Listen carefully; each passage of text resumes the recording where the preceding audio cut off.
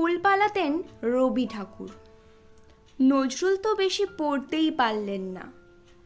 লালন বুঝলই না স্কুল কি জিনিস, অথচ আজ মানুষ তাদেরকে নিয়েই গবেষণা করে পিএইচডি ডিগ্রি অর্জন করছে।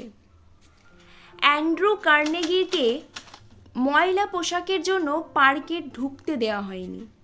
30 বছর পরে উনি সেই পার্কটি কিনে ফেললেন আর সাইনবোর্ড লাগিয়ে দেন সবার জন্য উন্মুক্ত।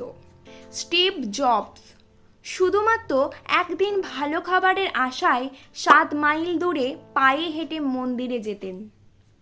ভারতের সংবিধান প্রণেতা আম্বেদকর নিম্নবর্ণের হিন্দু ছিলেন বলে স্কুলের বারান্দায় বসে বসে ক্লাস করতেন। তাকে ক্লাসের বেঞ্চে বসতে দেয়া হতো না, কোনো গাড়ি তাকে নিত না।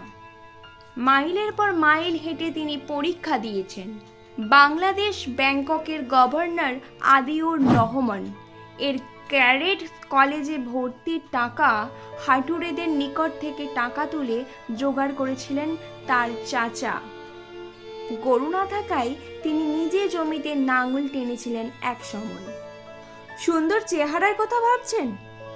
শেখ সাদী, এর চেহারা যথেষ্ট কদাকার ছিল। লতা মঙ্গেশকর, চেহারা মোটেই সুশ্রী নয়। তৈমুর লং খোড়া ছিলেন।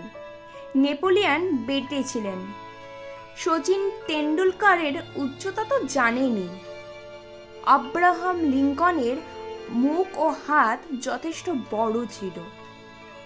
স্মৃতিশক্তির কথা ভাবছেন? আইনস্টাইন নিজের বাড়ির ঠিকানা ও ফোন নাম্বার মনে রাখতেই পারতেন না। কিছুই আপনার উন্নতির পেছনে বাধা হতে পারে না। যদি কোনো কিছু বাধা হয়ে দাঁড়ায়, তবে তা আপনার ভিতরের ভয়।